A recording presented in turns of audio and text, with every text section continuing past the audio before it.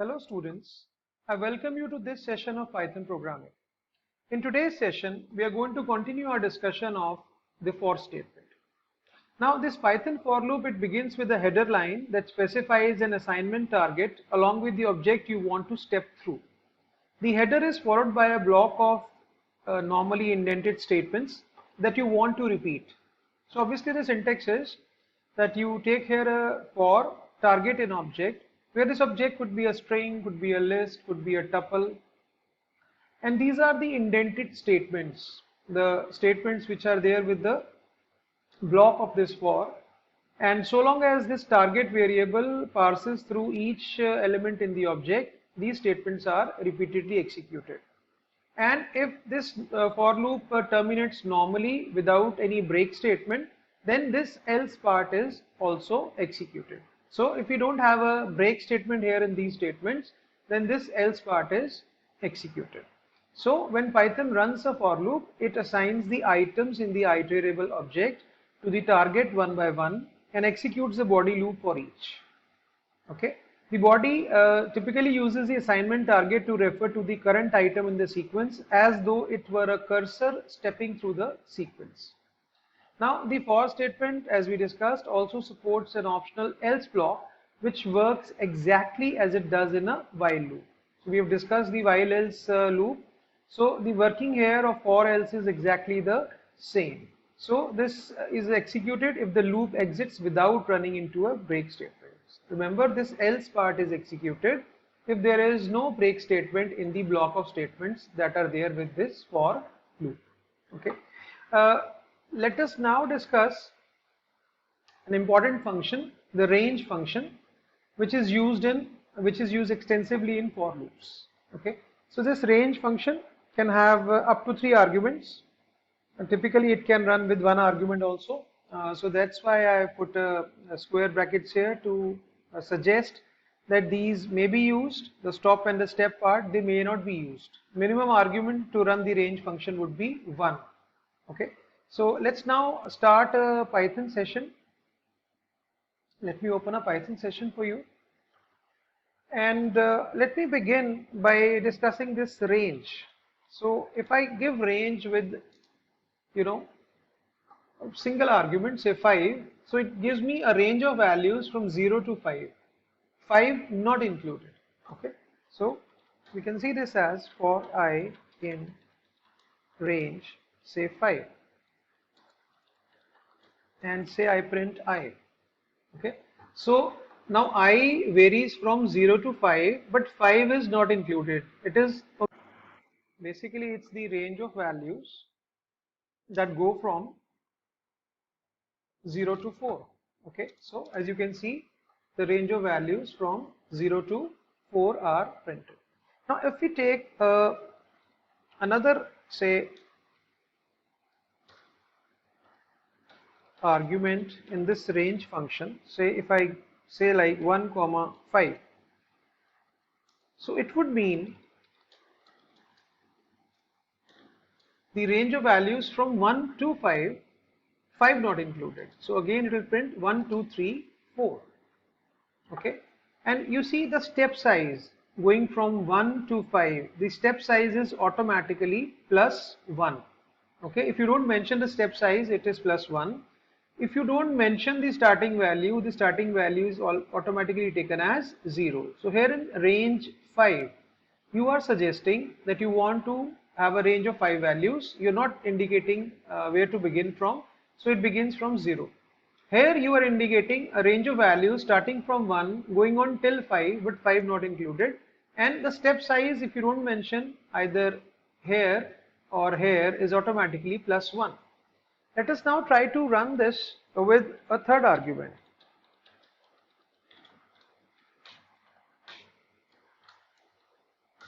So now I have taken the range function with 3 arguments. Okay. So I begin with 1, I go on till 10, but 10 is not included. So basically I'm going from values from 1 to 9 in increments of 3. So it would be 1, 4 and 7 that would be printed here in response to this for loop. Okay. So that is how you can use range function. Now you can have negative values also. Say if you have a range of say -4.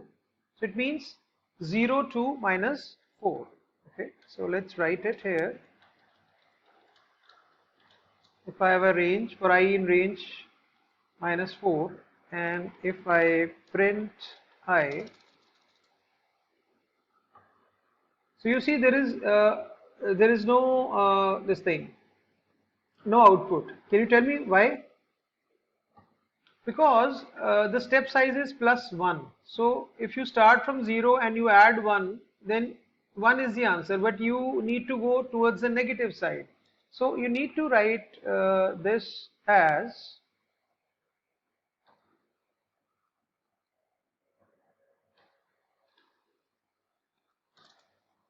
I think you can now see that we have started with 0, we go on to -4 with the step size of -1.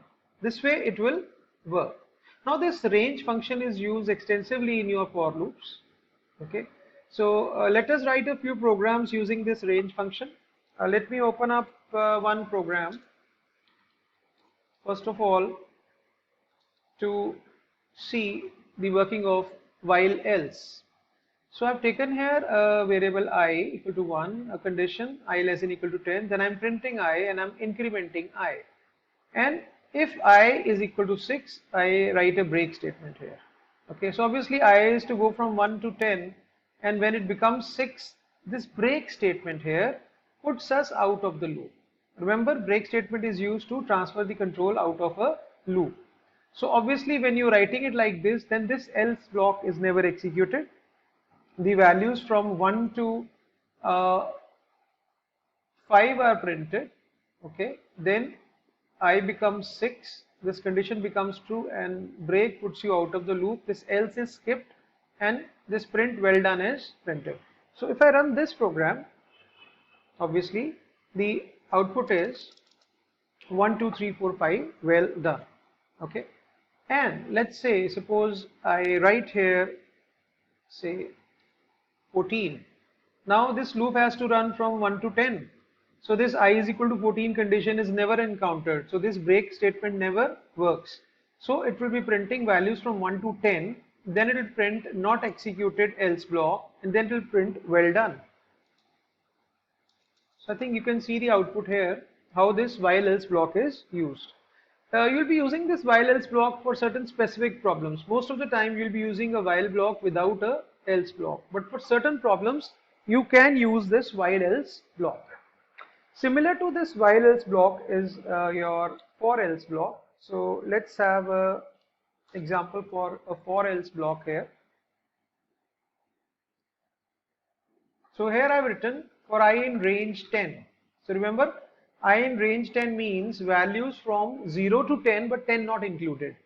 So it will print I, it will print 0, then it will print 1, then it will print 2, then it will also print 3. Okay, because when I 2 is printed, the condition I is equal to 3 is false, then I increments to 3, it is printed. So 0 1 2 3 is printed, and then breaks put you out of this for loop. So your else block is not executed here in this case, as you can see. So it is 0 1 2 3 well done. Okay, this else block is skipped because this break is encountered in this for loop. So if I make it here 13, obviously, then the values from 0 to 9 would be printed, a message not executed else block would be printed, and then the message well done would be printed. So that is how you can work with while else and for else blocks. Okay, so let me write another code for you using the range function. Say suppose I want to print the factorial of a given number. I want to write a program to print the factorial of a given number. So what I can do is I can input the number, okay, using the eval function, so that the output is determined automatically. Okay, and factorial obviously is for a number n is the product of all the values starting from 1 up till n. So we require a loop from 1 to n, and we can take a variable say prod equal to 1 to calculate this product. Okay, And then I can write something like for I in range 1 comma n plus 1. I hope you understand why I've written 1 comma n plus 1, because I want to include the product of all the numbers from 1 to n included. So if I write here simply as 1 to n, then n is not included here in the range function. Okay, and here I can simply write prod is equal to prod star I, and outside this for I can print the factorial.